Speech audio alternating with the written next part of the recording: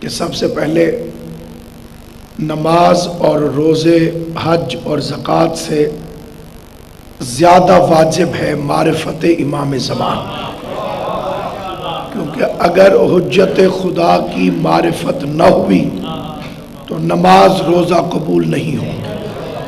اور اس کے لیے جو لفظ حضور علیہ السلام نے استعمال فرمایا وہ ہے ماتا میتتن جاہلیہ، کہ دور جاہلیت کی موت اس شخص کے لیے ہے کہ جو حضرت کی معرفت کے بغیر مر جائے۔ اور اگلی بات میں نے یہ عرض کی تھی کہ معرفت کئی قسموں کی ہوتی ہے۔ ہمیں اس معرفت کے لیے حکم نہیں دیا گیا کہ جو معرفت صرف خدا کے پاس ہے، ان کی ذات کے متعلق یا مصطفیٰ کے پاس ہے، اور باقی ان کے علاوہ انہیں کوئی نہیں سمجھ سکا۔ سلمان و ابو ذر کی سمجھ میں بھی معرفت کا وہ درجہ نصیب نہیں ہوا۔ ہمیں اس بنیادی معرفت کے لیے مکلف کیا گیا ہے کہ جس کا معلوم ہونا ہم پر لازم قرار دیا گیا۔ اس میں بنیادی چیز یہ ہوتی ہے کہ عقیدہ امامت کیا ہے، اور حجت کے پاس اختیار کتنے ہوتے ہیں، اور امام زمان کی ضرورت کیوں ہے۔ اسی وجہ سے دنیا نے بڑے بڑے جھوٹوں کو اس دعوے کی جرت پیدا ہوئی کہ میں مہدی ہوں۔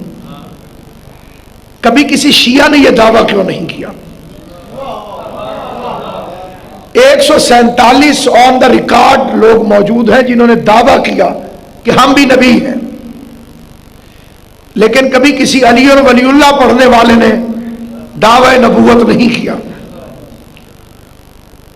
اس کی وجہ یہ ہے کہ ہمارے پاس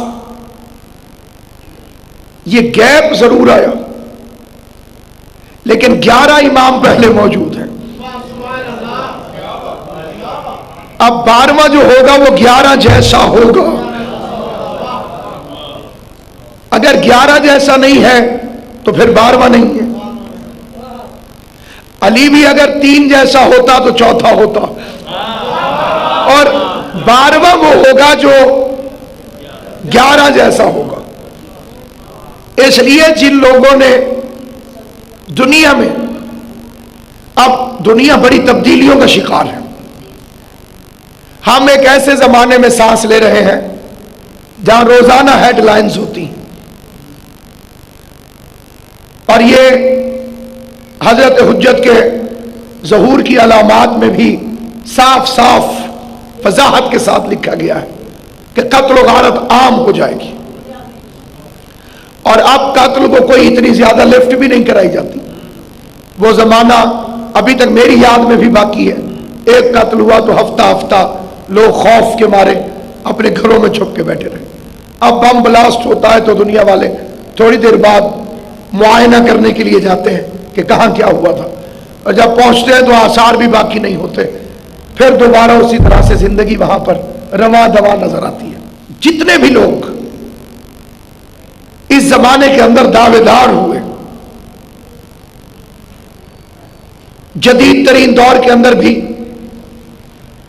ایک آدھ زندہ لوگ بھی موجود ہیں جو اس بات کے دعوے دار ہیں کہ ہم ہیں۔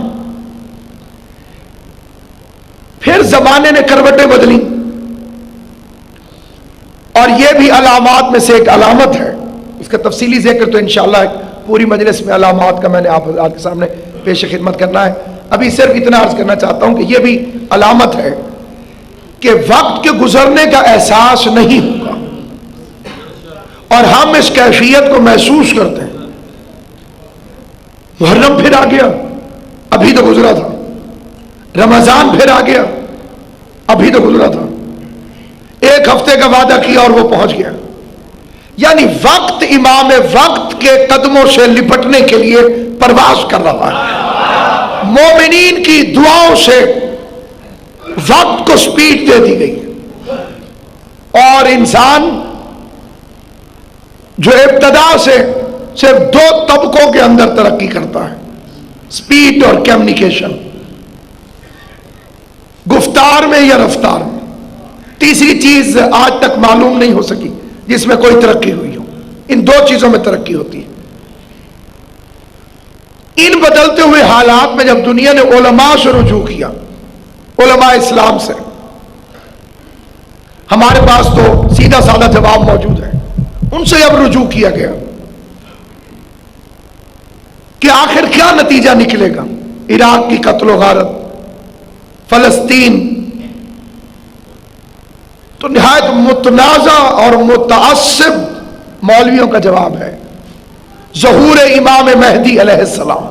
اسی لاہور کے سب سے متنازع ملعون کا بھی یہی فکرہ ہے کہ اس کے علاوہ، اب تو نام لینے کی ضرورت نہیں، آپ کو معلوم ہے کہ سب سے ملعون اس شہر کا کون شخص ہے.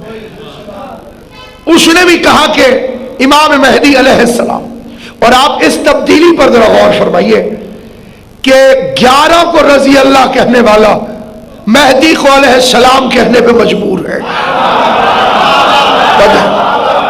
یہ ہے حکومت. ہماری گورنمنٹ آف پنجاب بھی جو ضابطہ اخلاق شائع کرتی ہے پہلے محرم سے پہلے، تو حکومت کی طرف سے یہ باقاعدہ اشتہار چھپتا ہے.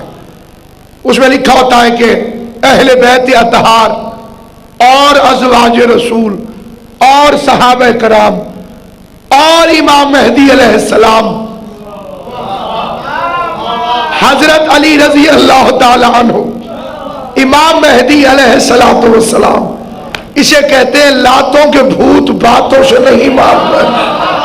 یہ خوف ہے اس کی تلوار کا کہ علیہ السلام کہنے پہ مجبور ہے. اور یہ جتنی تبدیلیاں اس وقت دنیا میں آ رہی ہیں، ان پر بھی اگر آپ نظر کریں تو آپ کو فخر ہوگا کہ آپ ایک ایسے زمانے میں ہیں جو ظہور امام سے قریب تر ہے. آج سے 3 سال پہلے قبلہ کے ساتھ جب مجھے حج کی سعادت نصیب ہوئی اور میں نے مکہ کے کتب خانوں میں اور لائبریریوں میں اور کتابوں کی دکانوں پر جب جا کے دیکھا تو مجھے مولا کی قسم کھا کے میں کہتا ہوں، سعودی عرب کے مکہ میں جس موضوع پہ سب سے زیادہ کتابیں نظر آئیں وہ امام مہدی علیہ السلام، اور وہاں بھی امام کے نام کے ساتھ علیہ السلام کا لفظ لکھا ہوا تھا. حالانکہ وہاں پر بہت زیادہ پلاننگز بھی کی گئی ہیں. خانہ کعبہ کے نیچے کئی تہہ خانے جن کے اندر کمانڈوز ہر وقت کسی بھی ناگہانی صورتحال سے نمٹنے کے لیے موجود رہتے ہیں، کیونکہ ان کے نزدیک جو 2 زبردست علامتیں ہیں وہ پوری ہو چکی ہیں. ایک تو حضور کا وہ فرمان کہ کعبے کے قریب پہاڑ کی چوٹی پر بلال کی مسجد کو گرا دیا جائے گا، اور میری اولاد کا ایک دشمن اس کے اوپر اپنا محل تعمیر کرے گا اور اس کا نام ایک جانور کے نام پر ہوگا. ایسا ہو چکا ہے. وہ پہاڑ کاٹ دیا گیا، وہ مسجد گرا دی گئی، اس پر محل بنایا جا چکا، اور بنانے والے کا نام ایک جانور کے نام پر تھا. فہد کا مطلب چیتا ہوتا ہے. ایک یہ علامت. دوسری علامت کہ نجد و حجاز پر عبداللہ نامی حکمران حکومت کر رہا ہوگا. اس وقت جو وہاں کا بادشاہ ہے اس کا نام عبداللہ ہے. اب یہ حتمی نہیں ہو سکتا کہ وہ یہی عبداللہ ہے. ہم جوش میں آ جانے والے لوگ نہیں جو رسول سے صلح حدیبیہ پہ لڑ پڑے تھے کہ تو نے کہا تھا کعبے کا طواف کریں گے، سچا نبی ہے تو واپس لے کے کیوں جا رہا ہے؟ تو حضور نے فرمایا تھا میں نے یہ تو کہا تھا طواف کریں گے، لیکن یہ کب کہا تھا کہ اسی سال کریں گے. تو اب یہاں پر سامعین گرامی ایک علامت، اور ایک علامت میں یہ بھی آئی روایت کے عراق پر یکے بعد دیگرے 3 عبدل حکومت کریں گے. ان کے ناموں کے ساتھ عبدل کا لفظ استعمال ہوگا. عبد الناصر، عبد الکریم اور دوسرا بھی عبد الکریم. یہ 3 لوگ واقعاً یکے بعد دیگرے حکومت کر چکے ہیں. اور امیر المومنین نے فرمایا کہ ان کے بعد جب ان کا چوتھا آئے گا وَهُوَ أَظْلَمُ النَّاسِ، وہ ظالم ترین انسان ہوگا. خالی ظالم نہیں بلکہ ظالم ترین. ظالم کی جو سپرلیٹو ڈگری ہوتی ہے عربی گرامر کے مطابق، اور وہ جو 3 عبدال کے بعد وہاں پہ حکمران آیا اس کا نام صدام ہے۔ آیت اللہ باقر الصادر نے اس کے متعلق یہ فرمایا تھا کہ یزید اگر آج ہوتا تو صدام ہوتا، اور صدام اگر 61 ہجری میں ہوتا تو یزید ہوتا۔ اظلم الناس۔ اور پھر امام نے کیا فرمایا، یہ فقرہ بڑا دلچسپ ہے، امام نے فرمایا کہ خدا اس ظالم کو ایک ظالم کے ذریعے دفع کرے گا۔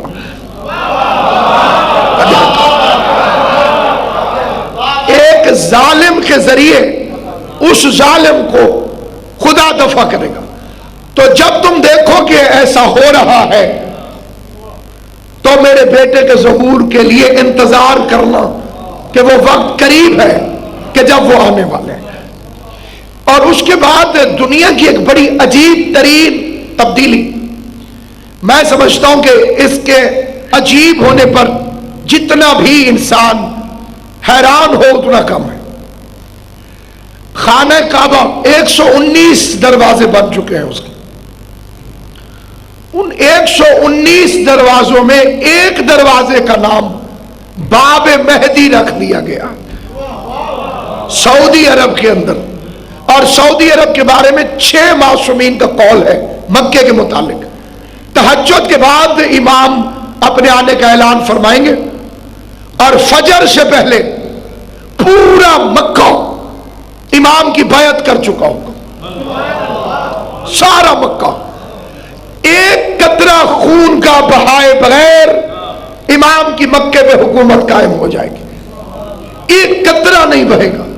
تو یہ بات ان کے عقیدوں کو اگر بندہ ٹٹولے تو سمجھ میں نہیں آتی، لیکن کوئی طاقت ہے جو ان کے سٹارز پر اس موضوع پر کتابوں کے ڈھیر لگا رہی ہے، اور کوئی طاقت ہے جب اس دروازے سے سعودی گزرتے ہوں گے تو سوچتے ہوں گے، کیونکہ مکے میں لکھنا یہ نئی بات ہے، مدینے میں مولا کا نام شروع سے مسجد نبوی کے اندر لکھا ہوا ہے، اور وہاں پہ الفاظ یہ ہے الامام الحی المہدی، یا اللہ کے نام کے ساتھ حی لکھا ہوا ہے، یا اللہ کو حی و قیوم کہا جاتا ہے، اور یا مولا کے نام کے ساتھ الحی کا لفظ وہاں پر لکھا ہوا ہے۔ اور یہ تبدیلیاں باعث حیرت نہیں، اور یہ ایک پیشین گوئی ہے کہ جب امام ظہور فرمائیں گے تو سب سے پہلے جو امام پر ایمان لانے والی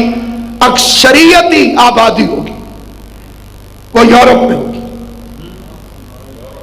یورپ اور امریکہ۔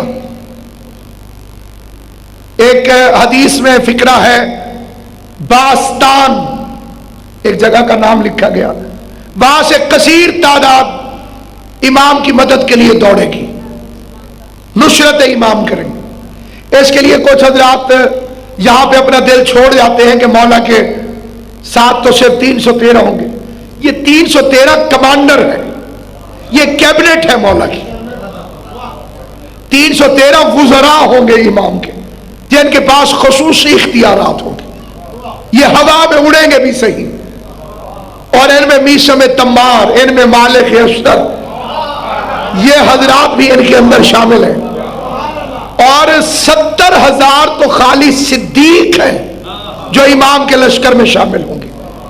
70 الف، امام علی علیہ السلام نے فرمایا کہ پشت کوفہ سے 70,000 صدیق مبعوث ہوں گے،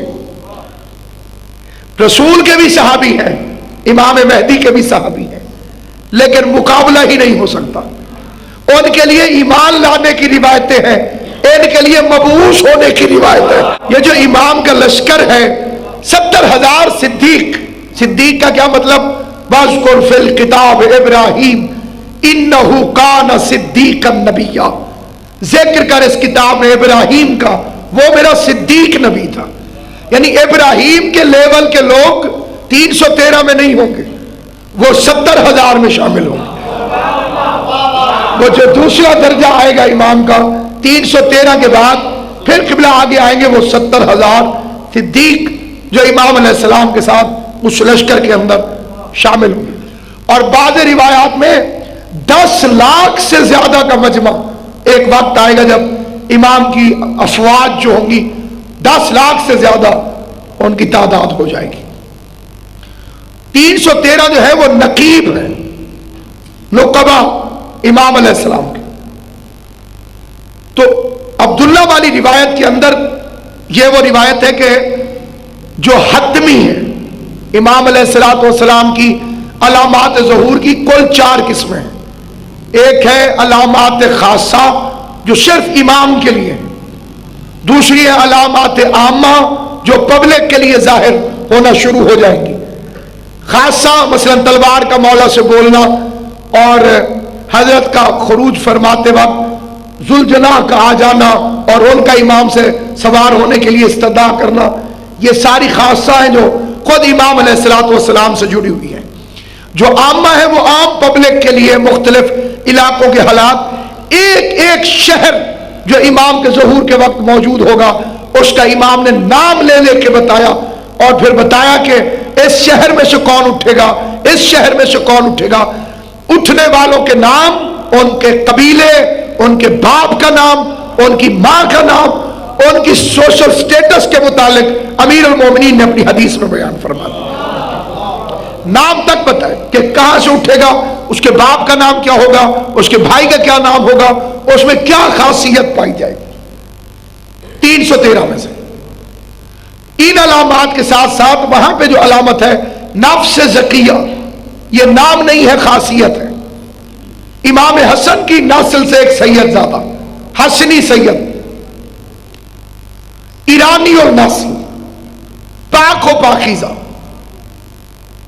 وہ امام کا پروگرام اناؤنس کرے گا حالت احرام میں طواف کعبہ کے وقت، اور اس عین رکن اور مقام کے درمیان اس جرم میں قتل کیا جائے۔ اسی دوران عبداللہ بھی قتل ہو چکا ہوگا، اور اس کے قتل کو چھپا کے رکھا جائے گا۔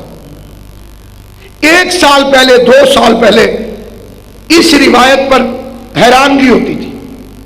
اس میڈیا کے دور میں ہیڈ آف دی اسٹیٹ مر جائے، کنگ مر جائے، بادشاہ مر جائے، اس کی موت کو کیسے چھپایا جا سکتا ہے؟ خدا کی قسم عربوں میں یہ رواج شروع ہو چکا ہے۔ یاسر عرفات کی موت کو چھپایا گیا، شیخ زید کی موت کو چھپایا گیا۔ 7 دن تک جب تک جانشینی کا اعلان نہیں ہوا، اس وقت تک انہوں نے اعلان کیا ہی نہیں کہ ان کا انتقال ہو گیا ہے۔ خود شاہ فہد کی موت کو چھپایا گیا۔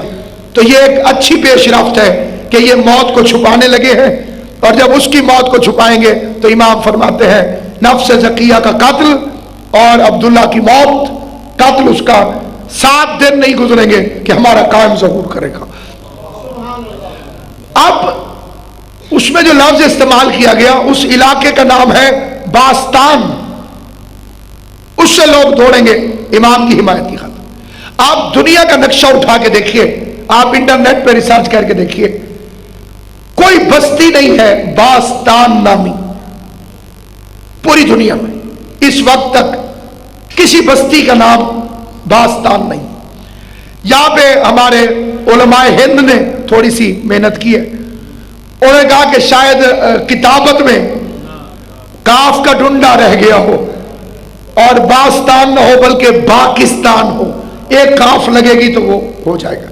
جبکہ ملتان کے لیے ایک علیحدہ سے حدیث موجود ہے کہ شہر ملتان سے، اور معصوم کے زمانے کا ملتان، 2 افراد جن میں سے ایک کا نام حیدر اور دوسرے کا نام علی ہوگا، وہ امام کے 313 کے لشکر میں شامل ہوں گے۔ اور سندھ سمیت، کیونکہ معصوم کے زمانے میں جو ملتان تھا اس کی سرحدیں کراچی تک جا کے ملتی تھی وہاں پر۔ باستان، اس کے اندر روایت میں بعض مقام پر ہے 3 افراد، بعض مقامات پہ ہے 30 افراد۔ یہ جو نقطوں کی کمی بیش، بہرحال یہاں تک ہم تک بات پہنچی، جس طرح سے مخدوم عالمیان کی یوم شہادت کے بارے میں اختلاف ہے کہ 3 جمادی الثانی تھی کہ 13 جمادی الاول، باپ کے بعد 75 دن زندہ رہی یا 95، اس میں جو فرق پڑا وہ بھی نقطوں کی وجہ سے پڑا۔ قدیم عرب اپنی عبارت میں نقطے لکھنا اپنے لیے عیب سمجھتے تھے کہ اب ہم نقطے بھی لکھیں، وہ اپنے آپ کو اتنا ذہین سمجھتے تھے۔ عرب نقطے کو نہ چھوڑتے تو آج گمراہ کیوں ہوئے ہوتے؟ یہ جتنی گمراہی ہے یہ نقطے کو چھوڑنے کی وجہ سے پیدا ہوئی۔ تو اب سامعین گرامی قدر باستان، تو جب باستان کا آپ انگریزی لہجہ شکیوے پڑھیں تو وہ بوسٹن کی طرف بھی جاتا ہوا نظر آتا ہے کہ ہو سکتا ہے کہ ادھر سے کچھ لوگ آئیں۔ تو اس باتوں کے پیچھے میرے پاس جو دلیل ہے وہ قرآن مجید کی ایک دلیل ہے۔ فرعون حضرت موسیٰ علیہ السلام کے سامنے 70,000 جادوگر یا 40,000 جادوگر لے کر آیا۔ قرآن نے کبھی بھی علم کی تردید نہیں کی۔ یہ اسلام کی وسعت قلبی ہے کہ اگر علم کافر کے پاس بھی تھا تو قرآن نے اس کو بھی ظاہر کیا، اپریشیٹ کیا، بتایا کہ اس کے پاس علم ہے، کیونکہ علم اس لیے نہیں ہوتا کہ اسے رد کیا جائے۔ چھپا لیتا خدا کہ جادوگروں نے رسیوں کو سانپ بنا دیا، قرآن میں واضح کر کے لکھ دیا، انہوں نے رسیوں کو پھونک ماری، سانپ بنا دیا۔ یہ کوئی شوبدہ بازی تھی یا جو بھی تھا، لیکن جادو تھا، اور قرآن نے تسلیم کیا کہ ایسا ہوا۔ رسی کو پھونک مار کے سانپ بنا دینا بچوں کا کھیل تو نہیں ہے، پڑھے لکھے لوگ تھے، علم رکھتے تھے، کچھ پڑھا ہوگا، پھر پھونک ماری، پھر سانپ بن گئے۔ اب سانپ چلے حضرت موسیٰ علیہ السلام کی طرف۔ مسلمانوں میں یہ روایت مشہور ہو گئی تھی کہ موسیٰ ڈر گئے۔ امام علیہ السلام نے نہج البلاغہ میں اس آیت کی تفسیر میں فرمایا کہ موسیٰ کے ڈرنے کی وجہ کیا تھی۔ فرمایا موسیٰ حجت خدا ہے، اور حجت مخلوق سے نہیں ڈرتی۔ سانپ مخلوق ہے تو مخلوق سے ڈرنے والا حجت نہیں ہوتا۔ 1.25 لاکھ نبی ہے، کسی ایک کو تو کبھی خدا نہ خواستہ سانپ نے ڈسا ہوتا؟ 1.25 لاکھ میں ایک بھی مثال نہیں دی جا سکتی، یا کوئی ایک ایسا سنگین مرض جو انسان کے جسم میں نقش پیدا کر دے۔ یہ بھی علم و عرفان کی ایک سیڑھی ہے۔ امیر المومنین نے اپنے خطبے میں فرمایا میں اس پر حد جاری کروں گا جو کہے گا کہ ایوب کے بدن میں کیڑے بڑھ گئے۔ یہ شیعہ روایت نہیں ہے، اس کا مذہب اہل بیت سے تعلق نہیں۔ کیڑے اندھے نہیں تھے کہ حجت خدا کے جسم کو نقصان پہنچائے۔ بھیڑیے یوسف کو نہیں کھا سکتے، کیڑے ایوب کے بدن کو تکلیف نہیں پہنچا سکتے۔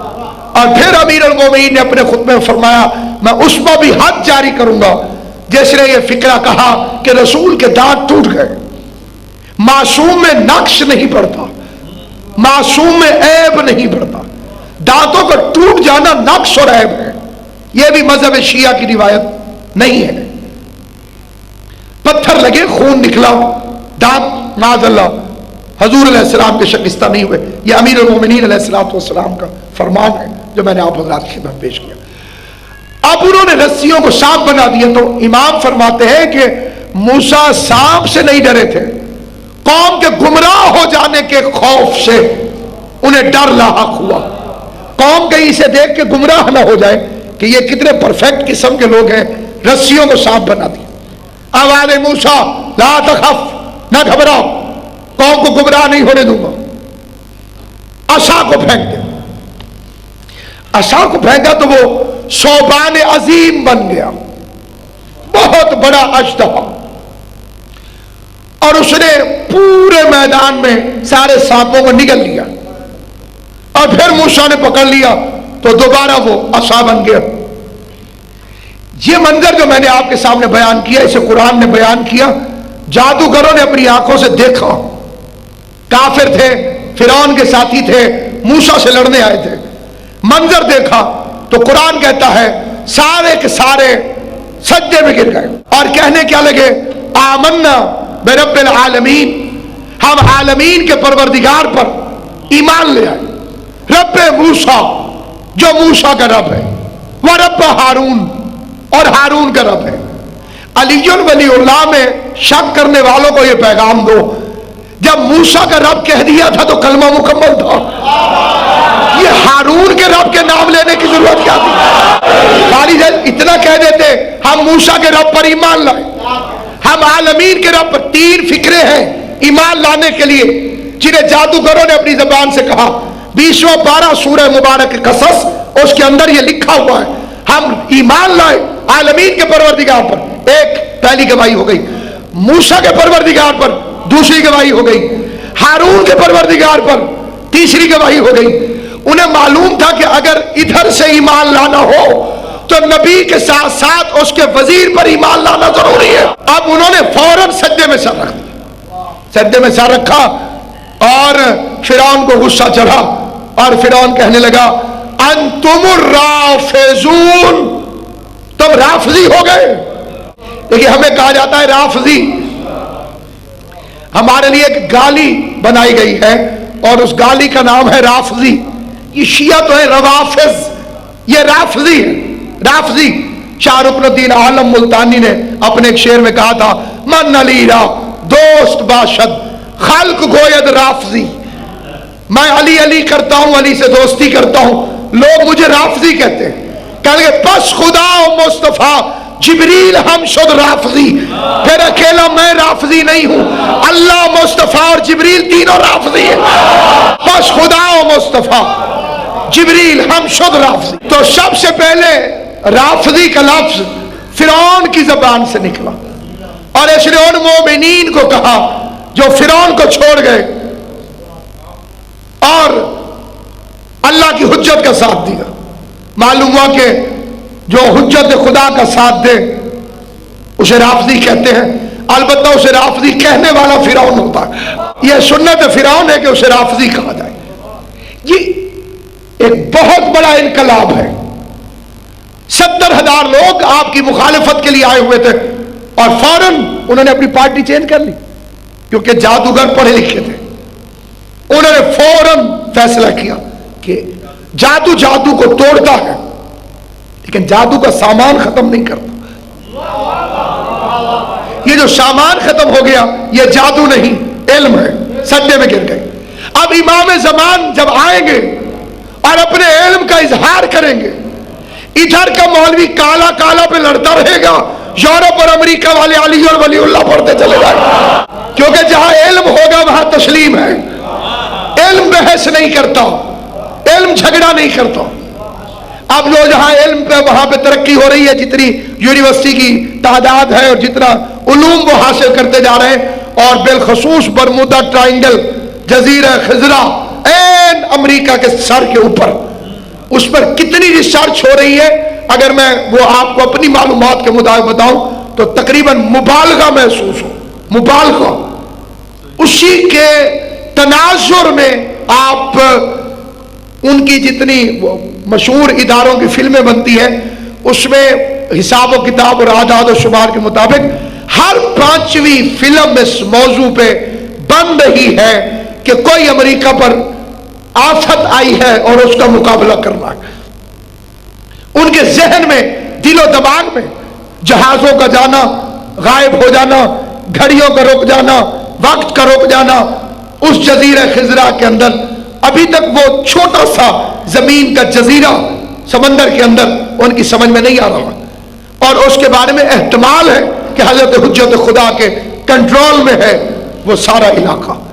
گو تو سارا علاقہ ہی حضرت کے کنٹرول میں ہے، لیکن بالخصوص اس مقام کے اوپر حضرت علیہ الصلوۃ والسلام کے بارے میں اثرات پائے گئے۔ اور قبیلہ بربر، ایک بڑا پرانا قبیلہ، کتاب ہے بصائر الدرجات، 1000 سال پہلے یہ لکھی گئی ہے، بصائر الدرجات، عربی زبان کی کتاب، مذہب شیعہ کی مضبوط اور ایسی کتاب کہ جس کے اوپر ہمارا مذہب انحصار کرتا ہے، ان کتابوں میں سے ایک کتاب بصائر الدرجات۔ کوئی لکھنا چاہے تو ابھی لکھ لے، بعد میں اگر کوئی لکھوانا چاہے تو اسے بھی لکھوا دوں۔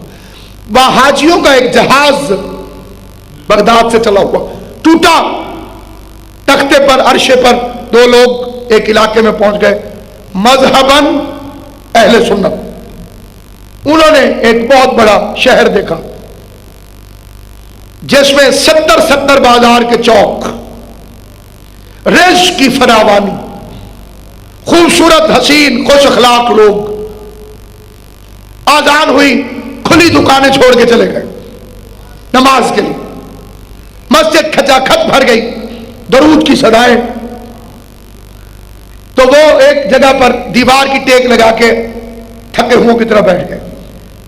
لکھا ہے کہ ایک شخص داخل ہوا جس نے سبز امامہ پہنا ہوا تھا، چہرے سے نور ساتے تھے، اور سب انہیں کہہ رہے تھے یبنا صاحب الامر، اور کتاب میں لکھا ہے کہ وہ حضرت کے پڑ پوتے تھے، اسم گرامی شمس الدین محمد۔ شمس الدین کے پاس آئے، انہیں سلام کیا، کہا کون ہو؟ کہا مسلمان۔ کہا عقیدہ سناؤ۔ کہا اشہد ان لا الہ الا اللہ وحدہ لا شریک لہ واشہد ان محمدا عبدہ ورسولہ۔ کہتے ہیں کہ ہم یہاں تک سنا کے چپ ہو گئے، اور وہ جو امام کے پڑ پوتے تھے، پھر سن لیجئے، بسائر و درجات 50 سال پہلے کی نہیں، 200 سال پہلے کی نہیں، 600 سال پہلے کی نہیں، 1000 سال پہلے شیخ مفید علیہ رحمہ کے زمانے کی کتاب، اس کے اندر یہ فقرہ ہے۔ تب وہ ابھی کچھ اور سننا چاہتے تھے، ہم چپ ہو گئے۔ کہا آگے پڑھو۔ ہم نے کہا آگے کیا پڑھیں؟ کہا ان کے چہرے پہ جلال آ گیا۔ کہا افسوس تم نے اس گواہی کو چھوڑ دیا جس کی وجہ سے یہ 2 گواہیاں قبول ہوتی ہیں۔ توجہ ہے یا نہیں؟ افسوس تم نے یہ امام کی حکومت میں ہونے والا ہے، اس لیے میں پہلے سے خبردار کروں، افسوس تم نے اس گواہی کو چھوڑ دیا جس کی وجہ سے یہ پہلی 2 گواہیاں قبول ہوتی ہیں، اور جن گواہیوں کو بیان کرنے والا بغیر حساب کتاب کے جنت میں داخل ہو جائے گا۔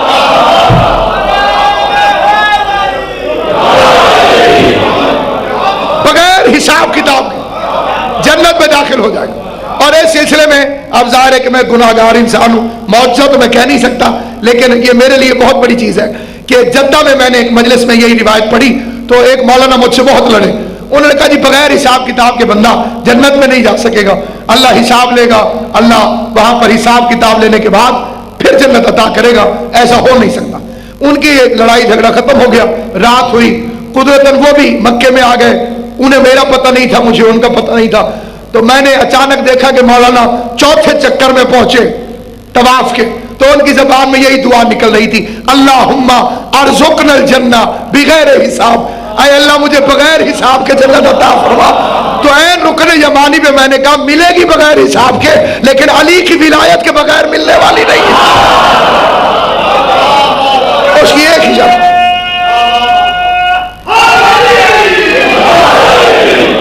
کیونکہ امام زمان کی زیارت میں ایک فقرہ ہے، السلام علیکہ ایھا المنفذ الغدیر، اے غدیر کے نافذ کرنے والے، جو ہے یہ نہیں، اے غدیر کو نافذ کرنے والے آپ پر میرا سلام۔ تو ظاہر ہے کہ امام جب تشریف لے کر آئیں گے تو وہ غدیر کو عملی طور پر نافذ کریں گے، اور امام کا وجود غدیر پر ایک دلیل ہے، سقیفہ غیر مستقل ہے، غیر مسلسل ہے، اس لیے انتخاب سقیفہ آج پوری دنیا میں کہیں موجود ہے، اور غدیر کا تسلسل ہے ظہور امام حضرت کو ہونا، اور وہ ایک ایسی ناگزیر ضرورت جس کے بغیر نہ اسلام کو عزت مل سکتی ہے نہ مسلمان کو عزت مل سکتی ہے۔ اس لیے دوسری علامات کے لیے ایک ہے علامات حتمیہ اور ایک ہے علامات غیر حتمیہ۔ علامات حتمیہ کا مطلب کیا ہے؟ وہ علامتیں جو ضرور پوری ہوں گی، ان کی تعداد 7 ہے، ضرور ہوں گی، امام علیہ السلام کے آنے سے پہلے ان علامات کا ظہور پذیر ہونا ضروری ہے، وہ ہوں گی، انہیں کہتے ہیں حتمیہ۔ دوسری ہے علامات غیر حتمیہ۔ وہ غیر حتمیہ کیا ہے؟ یہ ہے خدا کی مرضی، تقدیر، لوح، یہ بھی 2 قسم کی ہوتی، ایک وہ جو لوح ثبت ہے، لوح محفوظ ہے، اور ایک لوح ثبت ہے۔ لوح محفوظ اسے کہتے ہیں کہ جو چینج نہ ہو سکے، لوح ثبت وہ ہے جو حالات کے تحت تبدیل ہوتی رہتی ہے، مگر اللہ نے لکھا کہ اسے 1 روٹی دوں گا، ساتھ میں یہ بھی لکھا دعائیں پڑھے گا تو 1 اور بھی دے دوں گا، جو جس میں چینجنگز ہو سکتی ہیں، خدا جنہیں تبدیل کر سکتا ہے وہ بھی موجود ہے، یعنی جسے آپ سمجھیے اس کی ارادے میں تبدیلی، اس کے مشیت میں، جسے عقیدہ بدع کہا جاتا ہے، جس پر ایمان رکھنا مذہب اہل بیت میں واجب ہے۔ یہی وجہ ہے کہ ایک شخص نے امام محمد باقر علیہ السلام سے آگے پوچھا فرزند رسول کیا خداوند قدوس اپنے ارادے میں تبدیلی کرتا ہے؟ فرمایا قادر ہے، اس میں تم اسے پابند نہیں کر سکتے، اس کی مرضی ہے اپنا ارادہ تبدیل کر دے۔ تو وہ رونے لگا۔ امام نے پوچھا کہ ماذا یبکی، کیوں روتا ہے؟ اس نے مولا میں آپ کی احادیث اور آپ کے والد گرامی کے فرامین سن کر حضرت حجت کے انتظار کے عشق میں گم ہو چکا ہوں، اور میں قائم پکارتا رہتا ہوں، اور اگر اللہ کی مشیت میں تبدیلی آ گئی کہ قائم کو نہ بھیجے تو پھر میرا کیا حشر ہوگا؟ تو امام علیہ السلام نے فرمایا امام کا ظہور تقدیر نہیں کہ اس میں تبدیلی ہو جائے، امام کا ظہور اللہ کا وعدہ ہے، وَإِنَّ اللَّهَ لَا يُخْلِفُ الْمِيعَادَ، اور اللہ اپنے وعدے کے خلاف کبھی نہیں کرتا۔